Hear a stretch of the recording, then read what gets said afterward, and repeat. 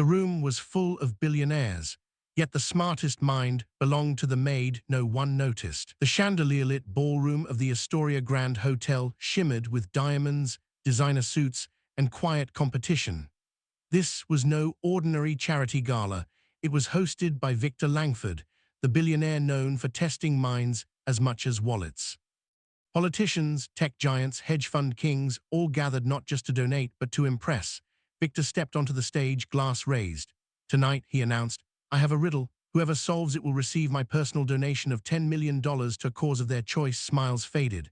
Spines straightened. This was no game. This was war with words. At the back of the hall, dressed in a simple black uniform, stood Elena Brooks, quietly refilling glasses. No one noticed her. No one ever did. Victor displayed the riddle on a massive screen, the white letters floating against black like a quiet dare to everyone in the room. "I speak without a mouth, hear without ears, I have no body, but I come alive with wind. What am I?" The audience reacted instantly, as if speed itself could substitute for understanding. Hands shot up, confidence thick in the air. A Stanford professor was called first, his voice smooth and rehearsed, explaining a complex neurological metaphor that sounded impressive until Victor tilted his head and calmly said, "Incorrect." A ripple of surprise passed through the crowd. A Silicon Valley CEO leaned back, smirked, and gave an answer wrapped in buzzwords and innovation jargon. Certain brilliance would carry him through, but Victor dismissed it just as easily. A famous chess grandmaster, known for seeing 10 moves ahead, frowned at the screen, asked for a moment, then another, and when his answer finally came, it arrived too late and still wrong. Whispers spread like static. People laughed nervously, some annoyed, some embarrassed, some suddenly aware that the stage lights were not as flattering as they had seemed moments ago. Victor let the silence stretch, savoring it, then smiled in a way that felt less friendly and more surgical. "Interesting," he said lightly. "Is this room full of wealth, but empty of wisdom?" The words landed hard, sharper than an accusation, because they carried just enough truth to sting. Faces tightened, egos recoiled. Somewhere in the back, a few attendees crossed their arms, offended not just by the insult, but by the fact that they couldn't immediately dismiss it. Near the exit, Elena had been halfway through leaving, uninterested in watching powerful people fail at what she assumed was another intellectual circus, but the riddle froze her mid-step. Her eyes narrowed, not with fear or confusion, but with recognition, like hearing a melody from childhood you didn't know you still remembered. She had heard this before, long ago, in a place far from stages and spotlights, whispered by someone who never claimed to be a genius, yet understood things effortlessly.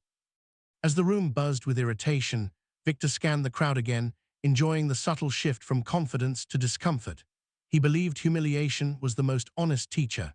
He repeated the riddle slowly, savoring each line, watching brows furrow and jaws clench. Elena's mind replayed a memory she hadn't visited in years.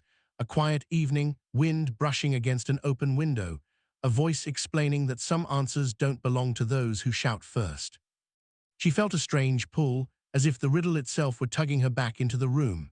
Victor's gaze finally drifted toward the back, lingering just a second longer than necessary, almost as if he sensed something change.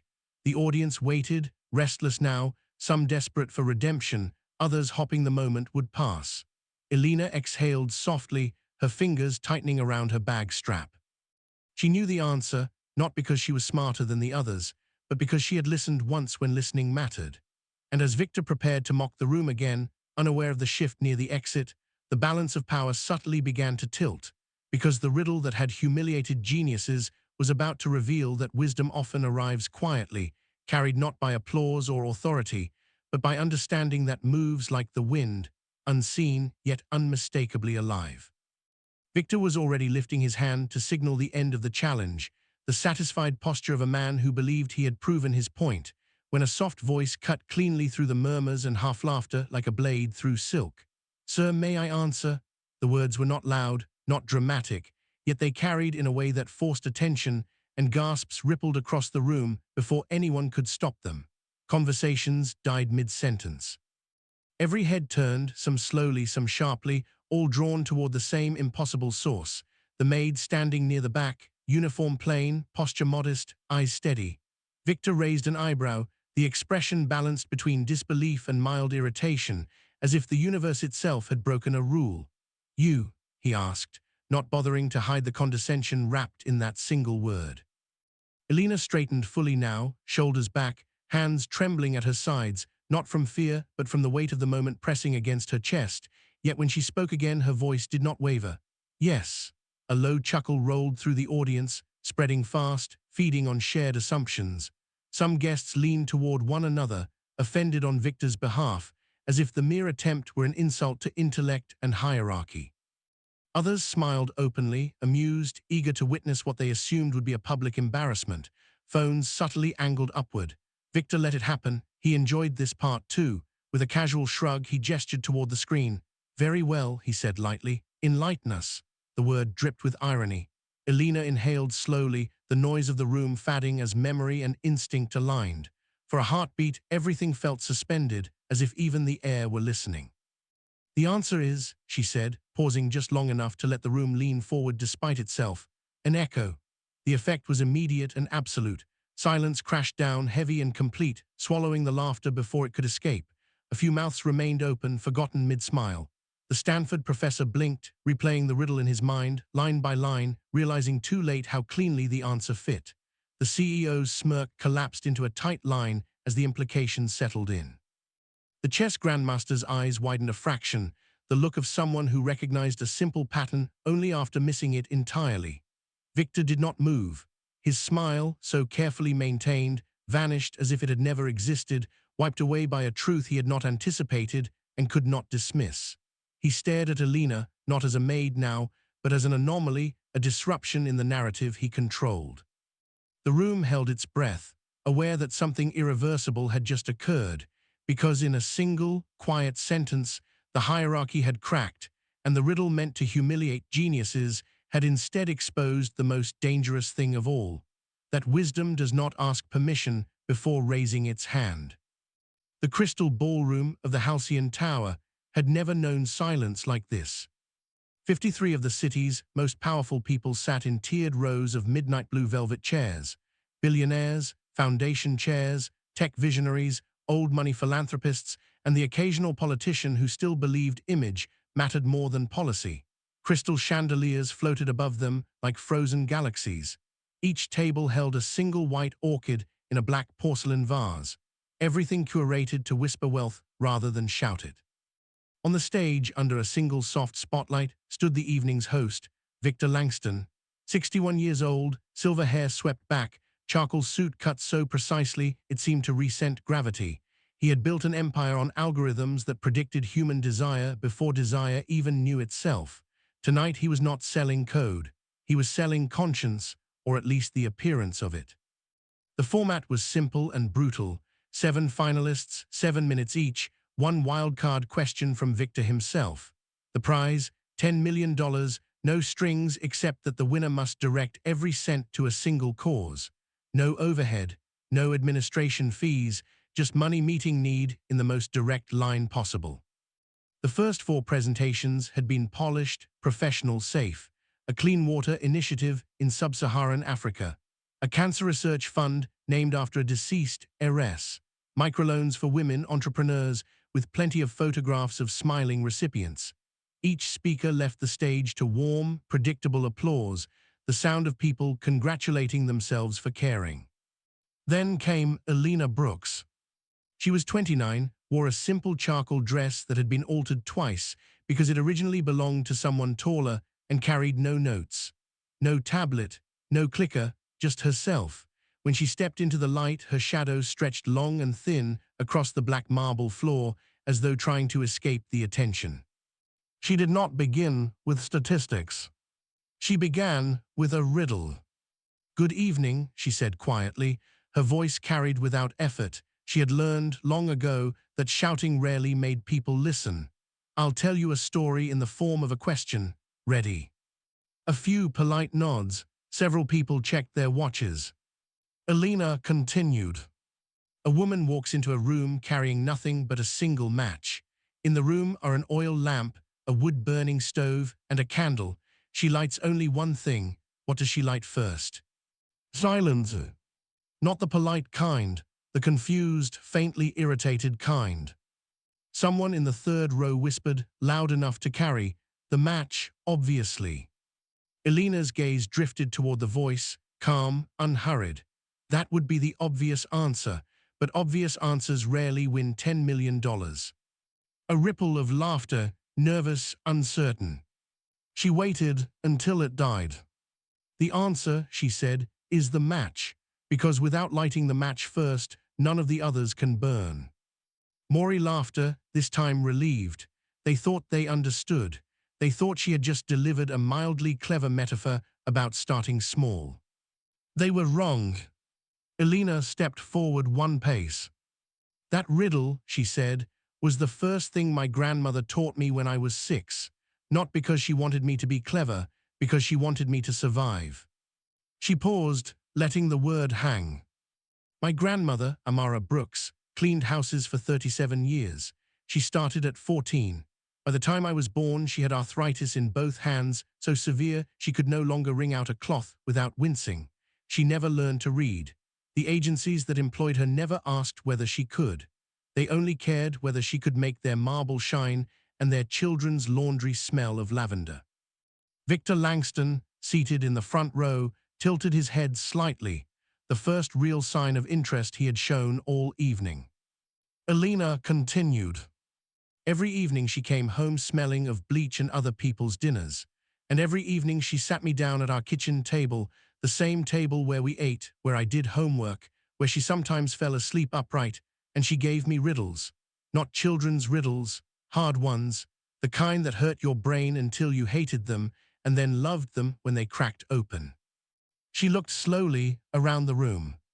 What has roots nobody sees is taller than trees, up, up it goes, and yet never grows.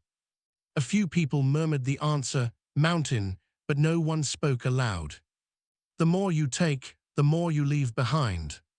Footsteps, someone called softly from the back. Elena nodded once. I speak without a mouth and hear without ears. I have no body, but I come alive with the wind. What am I? Echo came 3 or 4 voices, almost in unison. She smiled, small and private. Every night she gave me one, and every night I had to solve it before I could eat, not because she was cruel, because she knew something most schools never teach. Listening is the first act of power. If you cannot hear the shape of a question, you will never find the shape of an answer. The room had grown quieter, not because they understood yet, because they sensed something shifting beneath their feet. Elena lifted her chin. 2 years ago she died, quietly, in her sleep. The agency she worked for sent a fruit basket and a condolence card signed by someone named Human Resources. I still have the card. I keep it inside the book she never could read, To Kill a Mockingbird. She liked the title, said it sounded honest.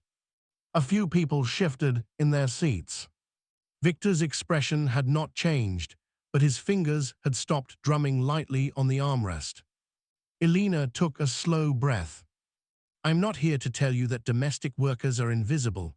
You already know that.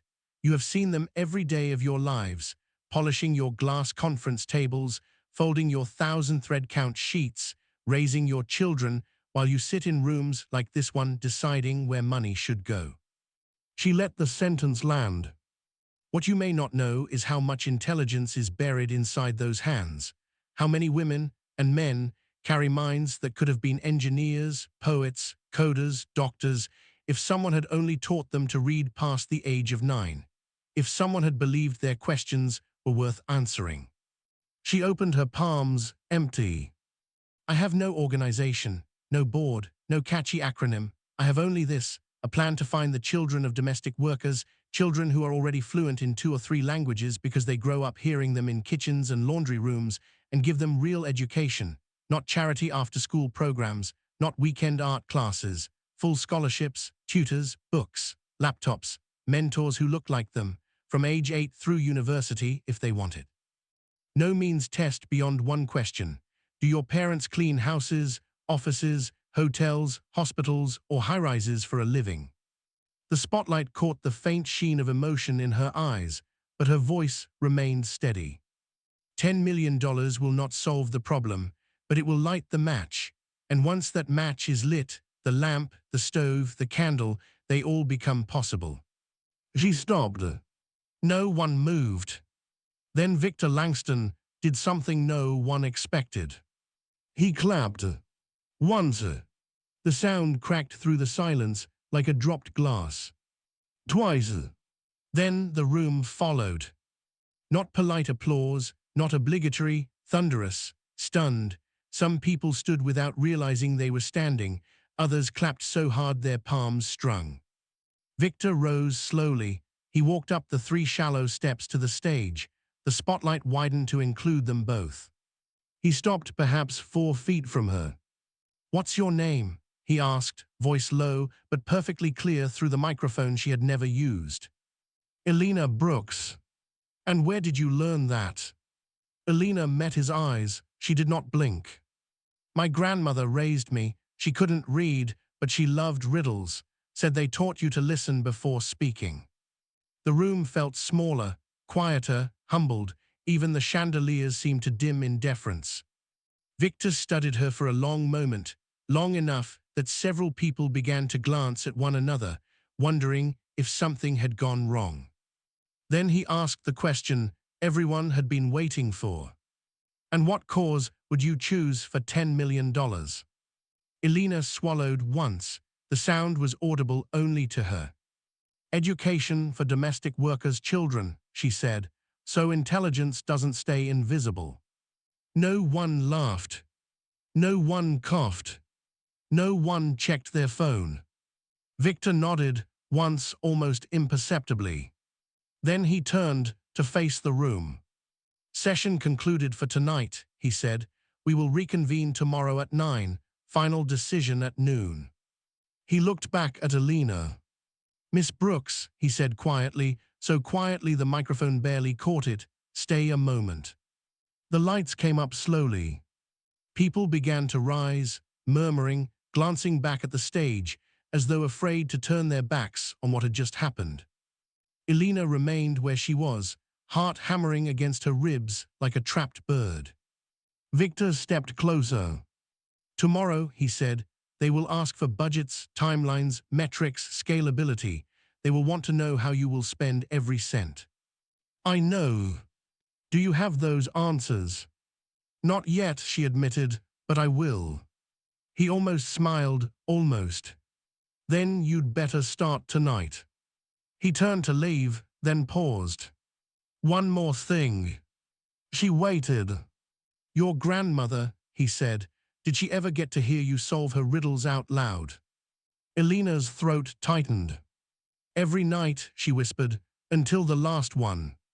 Victor nodded again, sharper this time, as though sealing something inside himself. "Good," he said. Then he walked off the stage, leaving her alone in the widening circle of light. Behind her, the applause had finally stopped. But the silence that followed was different. It was no longer empty. It was full of something that had not been there before. Respect. And perhaps, just perhaps, the very first flicker of a match catching. The gala had dissolved into a glittering aftershock of whispers and speculation, guests drifting out with forced laughter and overstated compliments, but the air was no longer light. It was charged, humming with the kind of tension that follows an unexpected truth. Elena was gathering herself near the service hallway, hands busy with routine tasks meant to ground her, when Victor appeared without entourage or announcement, his presence alone enough to still her movement. "You solved a riddle that embarrassed billionaires," he said, not accusing, not praising, simply stating a fact that still echoed through the building. His eyes searched her face, not for submission but for explanation. "Why are you working here?" The question was sharper than the riddle, stripped of metaphor, aimed directly at the invisible wall society pretended didn't exist. Elena hesitated for half a second, not because she didn't know the answer, but because honesty often carried consequences she had learned to measure carefully. When she spoke, her voice was calm, unadorned, carrying no resentment yet no apology. "Because brilliance doesn't always come with opportunity," she said, "and survival comes before dreams." The words landed between them and stayed there. Victor did not respond immediately. The hallway seemed to stretch, the distant clink of glasses and laughter from the ballroom fading into irrelevance. For the first time that evening, Victor looked unsettled, not challenged publicly, but confronted privately by a reality his intellect had rarely needed to acknowledge. He studied her as if recalibrating an equation that no longer balanced, realizing that the systems he mastered rewarded visibility, not merit, access, not insight. Finally, he spoke, his tone lower, different, stripped of performance. "Come to my office tomorrow," he said. Elena looked up, confusion flickering across her face. "Not as staff," he added before doubt could form, "as a consultant." Her eyes widened, disbelief breaking through her practiced composure. Victor continued, as if clarifying something to himself as much as to her. "I don't hire titles," he said. "I hire minds." The hallway felt suddenly too small to contain what had just shifted. Elena nodded slowly, the weight of the moment settling into her chest, not as triumph, but as something heavier and more fragile, possibility. Victor turned and walked away without another word, leaving behind a silence louder than the applause that had filled the room earlier. That night, while Elena lay awake staring at the ceiling, replaying every second and wondering if morning would undo it all, the world outside moved faster than she could imagine. Phones buzzed, feeds refreshed, and headlines detonated across screens and networks. Billionaire outwitted by a maid at his own gala. Commentators laughed, analysts debated, critics sneered, but beneath the spectacle something deeper stirred, because the story was no longer about a riddle or a humiliation. It was about a crack in the myth that intelligence always rises, about a single question that changed everything by revealing how much brilliance had been hidden in plain sight, waiting not to be discovered, but finally allowed to speak. Months later, Elena no longer wore a uniform, not because she rejected where she came from, but because the world had finally made room for who she had always been. The gala felt like a lifetime ago, yet its echo lingered in every decision that followed, reshaping paths quietly but permanently. She now walked through glass-lined offices and international forums with the same steady posture she once carried through service corridors, her presence calm, deliberate, unmistakable. The foundation she led grew faster than anyone predicted, not because of flashy branding or empty promises, but because its mission struck a nerve that had long been ignored. It funded scholarships for minds overlooked by zip codes, training programs for talent dismissed by accents, and innovation grants for ideas born far from privilege, yet rich in possibility. Applications poured in from villages, inner cities, refugee camps, and forgotten towns, each one a reminder that brilliance had never been rare, only unseen. Elena read them late into the night, recognizing fragments of herself in every story, understanding the cost of being capable in a world that refuses to look twice. Victor stood beside her often, no longer as the man who posed riddles to assert dominance, but as someone learning to listen. At press conferences, when asked how the foundation began, he never took credit. "She didn't just solve a riddle," he told reporters, cameras flashing as the room leaned in. "She exposed one." The statement traveled far, quoted and debated, dissected by commentators who argued about merit, access, and the myths that govern success. Elena would smile politely, letting the noise pass, because she knew the truth didn't need defending. She remembered her grandmother's voice, soft but certain, speaking during evenings when the power went out and stories filled the dark. "Listen carefully. Truth echoes if you're humble enough to hear it." Those words had shaped her more than any lecture or book, teaching her that wisdom often arrived quietly and stayed only with those patient enough to receive it. Now, as Elena entered rooms filled with leaders, investors, and thinkers, something subtle shifted. Conversations slowed. Assumptions softened. People listened, not because of her title or proximity to power, but because her presence carried the weight of earned clarity. She spoke without urgency, knowing that echoes didn't need volume to endure. And long after she left each room, the impact remained, reverberating through decisions, policies, and lives changed by a single moment when someone unexpected raised a hand and reminded the world that truth, once heard, never really fades.